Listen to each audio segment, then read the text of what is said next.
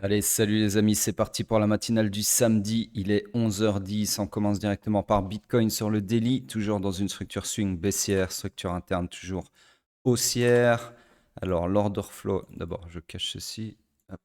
L'order flow, laissez-moi vérifier s'il est bien toujours haussier. Oui, toujours haussier ici, d'accord. Donc, voilà, on est toujours dans le iron initial du swing pullback. Donc on cherche toujours théoriquement des longs, enfin mécaniquement plutôt des longs, mais il n'y a absolument rien à long ici puisque le price action n'a pas laissé de demande. Sur ce, rien à faire sur le daily, on passe sur le H4. Sur le H4, structure swing toujours haussière, structure interne toujours haussière également, l'order flow baissier, donc on est toujours dans le high pullback qui peut aller maximum jusqu'au low protégé du swing run initial, d'accord. Donc ici, on cherche des shorts. Vous voyez qu'on a eu, on le verra mieux sur le M15, mais on a eu un grab de liquidité suivi d'un retournement de l'order flow à la baisse. Donc chez moi, c'est ce qui s'appelle un combo, d'accord. D'autant plus qu'il y avait une grosse volatilité ici. Le seul bémol, c'est qu'on avait clôturé sur Mesh. Au final, on a eu un follow-through qu'on a déjà identifié dans le matinal d'hier. Et la journée s'en est suivie par continuation de la baisse, d'accord. Continuation du high pullback qui a presque atteint au final le lot protégé ici. D'accord. Donc, on cherche toujours des shorts. Le POI le plus proche du price action pour shorter, ça serait celui-ci. Donc là, je peux vous tracer un scénario comme ceci de short. Alors, target, vous avez l'embarras du choix. On a une énorme poche de liquidité ici avec tous les lots. On a la demande d'en face qui est confondue avec l'équilibrium liquide du range. D'accord. Donc, c'est là, bien évidemment, que personnellement, je verrai une target optimale. Donc, je vais agrandir ceci, agrandir ma structure pour couvrir tout ça. Structure qui s'est agrandie jusque-là. Hop. Et mettre ma target ici, comme ceci. D'accord. Donc là, les 112K, grosso modo, 112, 113, peu importe, sont en ligne de mire. Ceci, ça m'intéresse plus pour le moment. Enfin, ça m'intéresse plus tout court. Donc voilà, ok, scénario en cours. Alors ici, au final, le graphe de liquidité, je pense qu'il appartient au M15 parce que sinon, je ne l'aurais pas tracé comme ça. J'aurais plutôt tracé un graphe de liquidité comme ceci. Ça ne change rien au fait que nous avons eu un combo. Sur ce, on passe sur le M15. Le M15 qui, lui, s'est retourné à la baisse pour favoriser le dump de la journée d'hier. Hop, donc nouvelle structure swing baissière. Tout ceci, ça ne m'intéresse plus. Hop, ça appartient au H4, je viens de le tracer. Hop. Attendez, je vais même l'enlever du daily aussi. Hop, hop, voilà. Et donc, nouvelle structure, comme je disais, qui est comme ceci. Par contre, on a retracé à 30% ici, là. Donc, on a même une autre structure qui est encore plus petite et qui est celle-ci, puisqu'on a perpétué celle-là, encore une fois, à la baisse en fin de journée. Ou était-ce cette nuit, je ne sais pas. Il faut regarder les heures. Flemme. Sur ce, M15, structure baissière, structure swing baissière. Structure interne, alors personnellement, je vois un premier zigzag flagrant ici. Ensuite, perpétuation ici. Donc, structure interne haussière. La pression que ce soit bien aimanté. Hop. Order flow haussier, donc nous sommes dans le high run initial du swing pullback. On cherche des longs, vous l'avez compris. C'est de zoomer ça un petit peu. Hop. Donc, des longs, malheureusement, alors on est déjà en train de faire une mitigation de la seule demande qui était intéressante, qui était celle-ci. Donc là, nous sommes, jusqu'à preuve du contraire, dans ce scénario de long. Ok. Sur ce, c'est tout pour Bitcoin. On passe sur Ethereum puisqu'on est samedi en daily. Donc j'agrandis cette structure qui est toujours haussière, d'accord. Rien n'a changé depuis dimanche passé. On est toujours, alors c'est pas vraiment du complexe pullback, mais personnellement je vais le considérer comme tel parce que il n'y a rien d'intéressant là-dedans. Donc l'order flow est haussier, la structure swing est haussière également, donc nous sommes dans une structure swing une structure fully aligned à la hausse. On cherche donc toujours des longs, comme j'ai tracé il y a déjà plusieurs jours d'ici, puisque c'était dimanche. Ouais, dimanche passé. Et vous voyez qu'au final, le scénario était bien parti pour se réaliser. Il l'est toujours, hein. On a fait ceci. Sauf que la journée d'hier est venue mettre une petite tâche sur ce scénario. D'accord? Donc, à voir si on va partir sur un order flow baissier. D'accord? Puisque, alors, le point de choc futur, il n'est pas à l'invalidation de la demande ici. Il est plus bas. Il est, laissez-moi regarder, tac, tac, tac, il est ici. D'accord? Donc, si on perd les 4275, on bascule sur un order flow baissier. Et le scénario ici présent sera invalide, d'accord? Si on transperce ceci, cette demande, il ne sera pas encore invalidé. Il est invalidé au retournement de l'order flow, pas au transperçage de la demande associée, d'accord? Donc ici, en gros, ce que j'essaie de vous dire, c'est qu'on peut par exemple faire ça, une mèche qui vient liquider tous ces lots-là pour alimenter un mouvement haussier, récupérer la liquidité opposée et accomplir le scénario. On peut même faire un truc plus dégueulasse qui invaliderait ma demande en la transperçant pour ensuite repartir sur la suite du scénario comme si de rien n'était. Tant qu'on ne casse pas les 4275, ça reste des scénarios valides. D'accord? Enfin, possible. Sur ce, possible et valide. Sur ce, on passe sur le H4. Donc là, pour le moment, alors, il y avait un scénario intermédiaire que je n'ai pas tracé, que je peux vous tracer maintenant, qui était celui-ci, puisque là, on avait créé un deuxième POI daily sur lequel, en fait, on est en train de rebondir. Donc, en fait, là, on est dans un scénario secondaire que j'aurais pu vous tracer donc à la clôture de cette bougie, 585, ouais, c'est ça, et qui aurait été un truc comme ça. Hop, si j'arrive à... Ouais, on peut pas... C'est là ou là, hein, donc ça me paraît quand même plus parallèle. Hop. Comme ceci, ok? Donc là, en fait, on est autre que dans ce scénario ici présent. Alors, il y a un truc que je... Ah oui, ok. Ouais, ok. Donc, voilà, scénario secondaire. Sur ce, on passe sur le H4. Le H4, toujours dans une structure swing haussière. Alors ici, c'est moi juste regarder.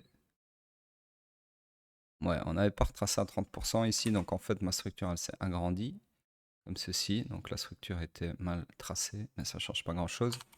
Donc la target aurait été ici, du coup. Hop. Mais au final, ça ne change rien puisque ce scénario a été invalidé. Alors, laissez-moi d'abord mettre à jour la structure interne si besoin est. Non, pas besoin, toujours haussière. Donc, structure swing haussière, structure interne haussière et order flow haussier. On est tout simplement fully aligned à la hausse. On cherche des longs, uniquement des longs. Malheureusement, le scénario de long de dimanche passé s'est invalidé puisque on est repassé. Alors, on va le refaire en replay, ce sera quand même plus propre, plus facile à expliquer. Donc, en gros, j'avais tracé le scénario sur cette bougie exactement dimanche passé. Et je vous avais dit, alors laissez-moi regarder, tac, tac, tac, ouais. Donc ça, je ne sais pas pourquoi je ne l'ai pas effacé, parce que si on invalide ce POI là, on passe sur un order flow baissier, d'accord? Donc du coup, ceci, ça ne m'intéresse pas. Donc, tout ça pour dire que on a fait quoi? On a fait grosse bougie qui vient faire une mitigation ou pas? Non, pas encore. Voilà, mitigation, bah en fait, ça c'est la question s'est pas posée, on a invalidé sur une seule bougie. Pardon.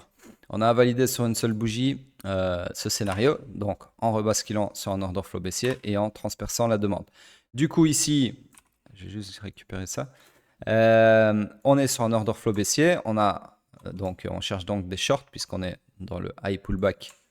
À partir du moment au choc, on est dans le high pullback qui peut aller maximum jusqu'au low protégé ici. D'accord? Donc, on cherche des shorts. Par contre, on n'a pas encore de POI. Ensuite, on attend une bougie de plus. On a un supply, donc un POI ici, sur lequel on peut chercher des shorts. Des shorts comme ceci, d'accord? Donc, qu'est-ce qui se passe ensuite? Alors, attention qu'ici, vous cherchez des shorts sur le H4, comme ceci, mais le prix vient de revenir dans sa demande. Alors, pas celle-là, celle-ci, puisque celle-ci n'est pas encore, n'existe pas encore hein, à ce moment-là, d'accord? Donc, c'est celle-ci qui nous intéresse. On est revenu sur un plancher daily. Donc, en fait, si le prix revient ici, dites-vous bien que vous allez chercher des shorts vers un plancher daily qui vient de renvoyer le prix dans votre supply H4. Je ne sais pas si vous comprenez la logique. Donc, ça en fait un trade à faible probabilité. C'est-à-dire que vous pouvez effectivement shorter ici, mais il faut bien vous dire que le plancher daily, il a déjà renvoyé le prix pour que vous ayez un prix à shorter ici. Et donc, il y a beaucoup de chances que le prix ne reparte plus par là, en tout cas pas très loin, d'accord? Puisqu'il vient d'être envoyé par un plancher daily qui est plus puissant qu'un supply H4, d'accord? Qu'un plafond H4. Donc voilà, tout ça, il faut bien le comprendre en temps et en heure. Toujours est-il que ce scénario est toujours valide, comme ceci, d'accord? Donc si vous shortez, il faut couper votre short dans la demande ou prendre un partiel dans la demande, d'accord? Et laisser un reliquat au cas où on va liquider toute cette poche à l'invalidation, au transperçage du plancher daily, d'accord? Donc encore une fois, en trading, on peut tout faire, mais il faut comprendre les enjeux structurels, ok? Sur ce, je ne sais pas du tout ce qui se passe, hein, je vous rappelle que je ne retiens pas les bougies avant de faire mon replay. Donc là, au final, on s'enfonce un peu plus bas dans le POI, dans le plancher daily. Donc à ce moment-là, il n'y a absolument rien à faire. Voilà. Et à ce moment-là, votre short ne vous intéresse plus puisqu'on vient de rebasculer sur un order flow haussier. Donc vous voyez que le plancher daily, il a bien joué son rôle puisqu'on est venu faire une mitigation ici. Ça a un peu renvoyé le prix. On est venu liquider la première mitigation. Et ensuite, boum, on rebascule sur un order flow haussier. Donc là, c'est clairement un bottom formé sur un plancher daily pour aller chercher des niveaux plus hauts. D'accord? Sous-entendu. En tout cas, c'est ce à quoi on s'attend. Le seul bémol ici, alors c'est là où le zeste de QI intervient, c'est que oui, on est sur un beau bottom dans un beau plancher daily, sauf que l'order flow H4, il est 1 sur mesh, ici, et en plus de ça, c'est une bougie marteau inversée. Donc il y a des chances, il y a beaucoup de chances dans ce cas-là, que l'order flow ici se soit simplement retourné à la hausse pour prendre toute la liquidité au-dessus de ces highs ici pour continuer à alimenter un mouvement baissier. D'accord? Donc à ce moment-là, vous cherchez des longs, ça c'est le raisonnement mécanique, parce que l'order flow a basculé haussier. Mais si vous intervenez un peu plus profondément avec votre QI, vous n'êtes pas intéressé, en tout cas pas trop intéressé par ces longs, parce que ce que je viens de dire avec cette bougie-là, et la mèche, d'accord? Et 3, pardon, si même vous sautez l'étape, utilisez son QI, et que vous dites je veux chercher des longs parce que moi mécaniquement je cherche des longs parce que mécaniquement on est sur un order flow aussi et je ne me pose pas de questions, pas plus que ça en tout cas, ben vous pourriez même pas chercher des longs parce qu'il n'y a pas de POI laissé par ce price action, d'accord? Donc dans tous les cas ici, il n'y a rien à faire, ok? QI ou pas QI. Sur ce, donc on attend, ok? Là, par contre, on a un follow-through, ce que j'appelle un follow-through, c'est-à-dire un corps de bougie qui arrive à clôturer au-dessus du niveau de point de choc, d'accord? Du choc. Donc du coup, là, maintenant, les longs m'intéressent parce que cette bougie dégueulasse-là a été rattrapée par cette avalanche haussière, d'accord? Donc en gros, il ne manque plus qu'une chose ici pour chercher des longs, c'est un POI, et il n'y en a pas, ok? Donc là, dans tous les cas, follow-through ou pas, on ne peut rien faire. Alors, au final, boum, ce follow-through se fait valider, mais bon, avalé par, en tout cas son corps, par la bougie suivante. Donc là, c'est un price action dégueulasse. Vous voyez, de toute façon, il n'y a rien à faire puisqu'il n'y a pas de POI. Tant mieux. Et là, on rechoque à la baisse. D'accord? Donc au final, l'order flow repasse baissier. Donc ici, rebelote, vous recherchez des shorts. Ok? Sauf que, encore une fois, mais cette fois-ci dans l'autre direction, on a un choc sur mèche et une bougie marteau. Donc, est-ce que vous voulez vraiment shorter ça? Surtout qu'on vient de récupérer ici la liquidité sous la liquidation précédente. Je vous rappelle qu'on avait eu d'abord une mitigation ici, qui avait été liquidée par cette bougie ici, qui elle-même vient d'être liquidée par la bougie ici.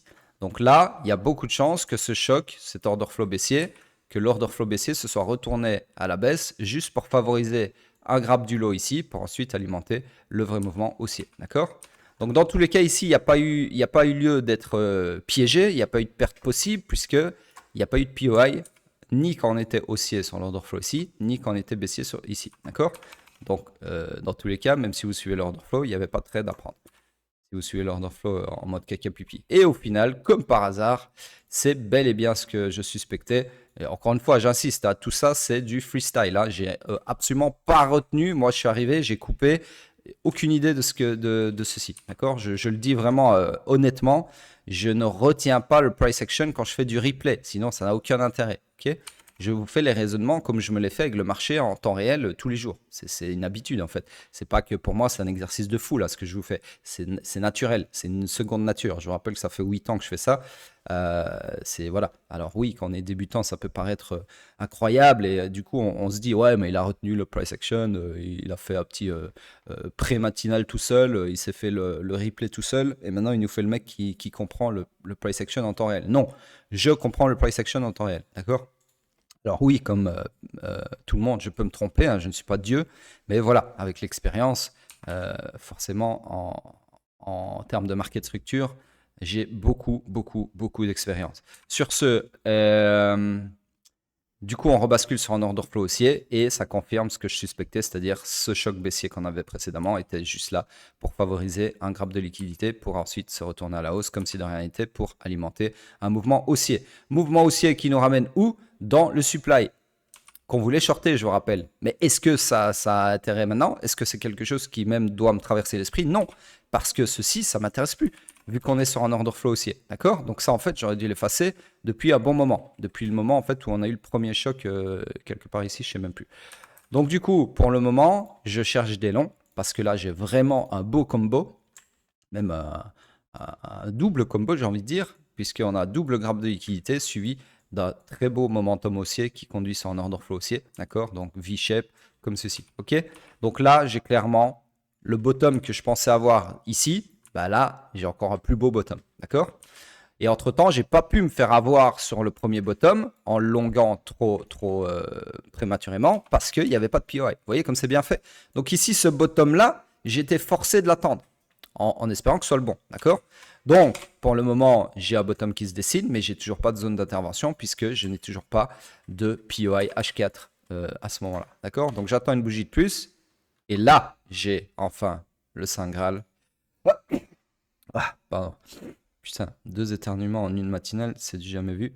Sur ce, j'ai un POI H4 ici, sur lequel je peux bien évidemment maintenant chercher des longs, d'accord? Donc ça, c'est le scénario que j'aurais pu vous tracer en temps et en heure.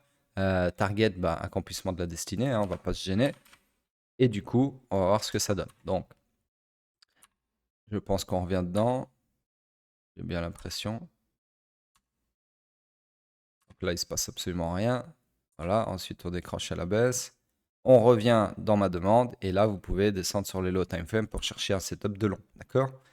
Donc au final, on s'enfonce très profondément dans la demande et on dépasse les 50% de mitigation de celle-ci. Je parle de la demande H4, d'accord? Bien évidemment. Oups. Ensuite, qu'est-ce qui se passe? Encore plus bas. Là, on a réaction. Et voilà, on en est là, d'accord? Donc là, en fait, on est tout simplement dans ce scénario que je vais laisser du coup. Je vais agrandir la structure un petit peu.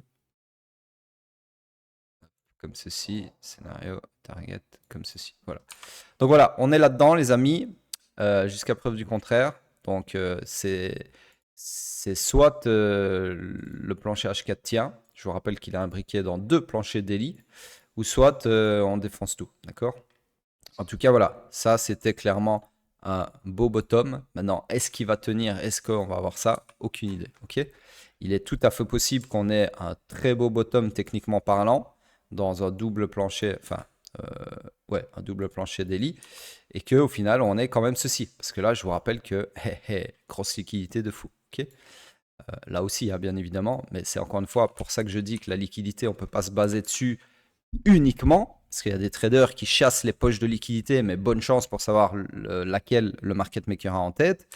Et je ne sais pas comment ces gens-là traitent, d'accord? Si vous n'avez pas une narration structurelle, un balisage structurel, comme j'appelle ça, bonne chance pour comprendre les intentions du market maker en termes de liquidité. Alors oui, c'est pas compliqué.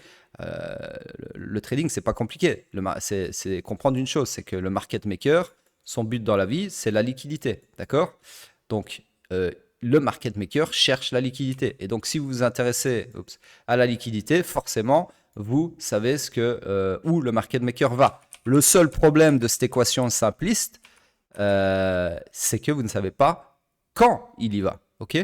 Et le quand il y va, en termes de timing, pas d'heure, hein, en termes de timing, en termes de direction même, j'ai envie de dire, c'est la market structure qui vous amène ça, d'accord? Donc l'équation, Ça serait market structure plus liquidity égale, attention, du grand méchant loup des marchés et qui est les market makers. D'accord?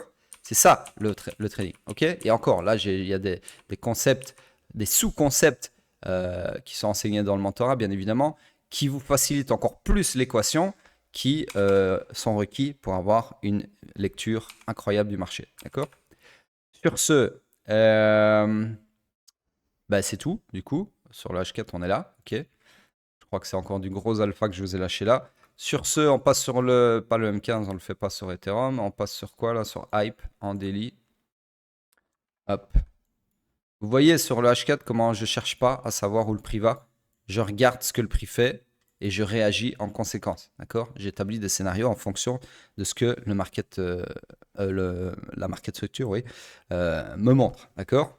Je n'essaie pas de savoir si ça va monter ou descendre. Je regarde ce qui se passe à l'instant T, en temps et en heure, et je me place en conséquence. C'est ça la vraie analyse technique et le vrai trading qui en découle. C'est pas de savoir et de faire un bet en disant ouais, nouvelle all-time high le jeudi 19 octobre. C'est pas ça le trading. Ça, c'est du gambling. D'accord?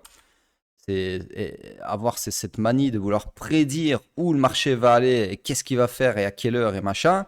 C'est du gambling. Ce n'est pas du trading. D'accord? Le trading, c'est analyser et puis s'adapter, se positionner, exploiter le price action en conséquence. D'accord? Ce n'est pas essayer de forcer les choses sur le marché avec votre biais cognitif de permaboule qui est pressé de quitter son taf de merde. Sur ce, ici sur Hyperliquide, sur Hype, on est fully aligned à la hausse. On est toujours dans ce scénario-là. Oups, rien de plus à dire, d'accord? Et on passe sur le H4. Sur le H4, pareil, toujours fully aligned à la hausse. Et on est toujours dans ce scénario-là jusqu'à preuve du contraire. Rien d'autre, pas de scénario intermédiaire. Et on passe donc sur Bitcoin en weekly. Hop, comme ceci. Donc ici, malheureusement, eh bien, on a deux choses très importantes. Un, le prix rejette sur le supply. Supply que j'ai identifié comme étant un supply qui devait mener à ce scénario. D'accord? Deux, ce rejet provoque, encore une fois, une suspicion de grappe de liquidité du previous weekly high. Okay? Donc du haut de la bougie de la semaine précédente. Donc je vais réinscrire ce grappe de liquidité que j'avais enlevé quand on avait eu la remontada parce que la bougie n'avait plus la tronche d'un grappe de liquidité. Encore une fois, ici, ce n'est pas du changement, du retournement de veste ou du changement de slip, c'est une interprétation du chandelier japonais en cours, weekly, en temps et en heure. Ni plus ni moins. D'accord? Alors, si pour vous, c'est du changement de veste que de se dire au début de semaine, grappe de liquidité, puis en milieu de semaine, quand il y a la remontada, plus grappe de liquidité, puis en fin de semaine, quand il n'y a plus de remontada, regrappe de liquidité. Si ça, vous appelez ça du changement, du retournement de veste, eh bien, j'ai l'honneur de vous dire que en fait le trading c'est un énorme retournement de veste, d'accord? Parce que c'est ça qu'on fait à longueur de temps dans le métier. Hein. C'est nos analyses, elles ne sont jamais figées. Ne vous en déplaise, elles sont toujours comme l'océan en perpétuel mouvement, d'accord? Et c'est tout à fait normal. Ce n'est pas du retournement de veste comme les noobs, les amateurs, les débutants ont tendance à croire, ok? J'insiste parce que ça commence à gonfler d'avoir chaque fois des gens, quand je pose des analyses qui diffèrent un peu de celles que j'ai postées X temps avant, d'avoir la vieille réflexion, ouais, tu retournes ta veste, va bien te faire enculer, sale noob, et laisse-moi travailler, d'accord? Sur ce, on est bien parti pour amorcer ce scénario en bleu, d'accord? En tout cas, le deuxième segment, puisque le premier segment, me concernant, il est réalisé haut la main, et la mitigation avec, ok? Donc voilà, parfait en ce qui concerne mon scénario, malheureusement pour vos bagues, et les miens, hein, parce que j'ai encore quelques bagues, bien évidemment. Donc voilà, pas de ce bull run-ci, bien évidemment, mais des bull runs précédents. Et on ne sait pas si un jour on va pouvoir s'en débarrasser. C'est quand même fou, hein, parce que regardez, on a tous des bagues de là, hein, moi y compris. J'ai sorti, quand je dis je suis sorti au top, c'est la majorité de mes billes, mais j'avais laissé des bagues, sur les altes, d'accord, quelques-uns. Et donc, ce qui est quand même fou, c'est qu'on on peut le mesurer, hein, on peut mesurer ça. On peut tout faire sur TradingView. On va voir ça comme ça. Je sais plus, attendez, je cherche la touche. Voilà, c'est ça. Donc, on est monté à quoi? 120. Je vois rien en fait avec le. Voilà, parfait. On est exactement 80%. Non, j'ai pas été précis. Je vais être précis. Voilà, là, jusque là. Voilà. On est exactement 79,30% plus haut que le plus haut de 2021. Et nos bagues de merde sont toujours à moi, je sais pas combien de pourcents. C'est fou, ça, quand même. Ça veut dire que les bagues qu'on a gardées ici, sur les alts, bah, ces alts-là, en fait, ils ont pas du tout performé. Ils ont, en fait, ils ont perdu toute leur valeur ici et ils sont restés là. Et en fait, ils sont restés là, les alts. En fait, il y a un graphique dans le graphique. Les alts de merde de 2021 et le Bitcoin. C'est quand même triste. Alors, on attend tous ça, forcément, hein, mais je vous le dis quand même, il y a très peu de chances que ça arrive. Bref, de toute façon, moi je préfère, je parle des bagues à moins 80, moins 90%. Qu'est-ce qui est plus intéressant? De vendre un bague qui est à moins 80, moins 90% pour récupérer 10%, qui ne vont pas changer votre vie, à moins que vous ayez des bagues qui valent des millions et des millions, ou laisser pourrir ces trucs-là à moins 80, moins 90% ad vitam, et un jour, sur un malentendu, on ne sait pas, les miracles existent, boum, remontada de fou, on ne sait pas pourquoi. La question est vite répondue, hein, comme dirait l'autre. D'accord? Donc voilà, personnellement, moi, ces bagues-là, ils sont oubliés. Ils sont dans un cimetière de bagues. Et si un jour, je me réveille et je vois il y en a un qui a repris vie, bah, je m'empresserai de le vendre. Mais je ne vais pas vendre des bagues à moins 80, moins 90%. Ça n'a aucun intérêt. Pour récupérer quoi? Des clopinettes et aller dépenser à gauche, à droite. Au final, ça ne change pas ma vie. Ça ne sert à rien. D'accord? Donc je préfère m'asseoir sur des bagues qui peuvent encore changer ma vie, enfin changer ma vie, on se comprend, hein, qui peuvent encore faire plaisir sur un malentendu, plutôt que de récupérer des miettes. Ça, j'ai jamais compris, hein. Si vous saviez le nombre de bagues que j'ai qui valent plus rien, parce que je suis sur les marchés depuis 2017, avant le bull run de 2017, je suis là depuis juillet exactement, juillet, je sais plus si c'est juillet ou août, je pense que c'est juillet. Ouais, je pense que c'est juillet. Depuis juillet, pardon, 2017, donc pile avant le Bull Run de 2017 qui a commencé en août, si je ne m'abuse, euh, je suis là dans la crypto. Donc je peux vous dire que des bagues, en plus j'ai eu ma petite période dans les tranches, trenches. Du coup, des bagues, j'en ai plein, qui sont tous sur support vital, d'accord? Et j'en ai vendu zéro. J'ai jamais vendu un bag qui a moins 90, moins 80, moins 90%, parce que le ratio, il n'est pas intéressant. Vous comprenez ce que je dis? Enfin bref, si vous ne comprenez pas, vous avez sûrement rien à faire dans la finance tout court. Sur ce, c'est tout pour Bitcoin. On passe sur la dominance, mais à mon avis, pas grand-chose. Voilà, toujours du surplace. En tout cas, ça reste quand même haussier, hein, dans l'absolu, puisque grappe de liquidité ici pour alimenter un mouvement haussier sur un plancher. Je vois rien de bearish là-dedans, d'accord? Donc au mieux, on continue à faire du surplace. Sinon, il y a un bounce qui potentiellement s'amorce. Et Ethereum, du coup, contre Bitcoin, bah, lui qui continue de venir vers ces trois mitigations. Attendez, hop, ici, ici ou ici. Ou peut-être aucune des trois, hein, j'en sais rien. Mais voilà, pour le moment, c'est les scénarios que j'attends. Voilà, c'est tout pour cette matinale. Montrer du love, donner de la force, montrer de la gratitude surtout. C'est ça, moi, qui m'intéresse. La force, j'en ai pas besoin. Le love non plus. Je suis pas gay. Et sachant que la majorité des gens ici, c'est des hommes. Enfin, je crois, s'il y a des femmes, faut le dire. Et donc, donner de la reconnaissance tout simplement pour ce travail que j'effectue, pour mon travail tout court. Toutes ces années d'accompagnement gratuit, gratuit. Je demande rien là pour les matinales, c'est gratuit, c'est cadeau, d'accord? Donc soyez reconnaissant envers cette main accompagnatrice sur les marchés en simplement laissant un commentaire, mettez des likes si vous voulez. Et surtout, retweetez ce putain de tweet que je poste tous les jours sur mon Twitter qui annonce la matinale du jour. Parce que c'est ça qui ramène des gens sur la chaîne, d'accord? L'algorithme ici, vu que je fais pas de miniature, je fais pas de titres putaclic, etc. Chose que je vais peut-être changer d'ici à la fin d'année pour quand même essayer de monter un peu le nombre de followers, parce que Franchement, faire des matinales de 40 minutes pour 100 personnes, ça me fait une belle jambe. C'est c'est pas fou, d'accord? C'est pas fou. Donc voilà, sur ce, bah, c'est tout et je vous dis à plus tard.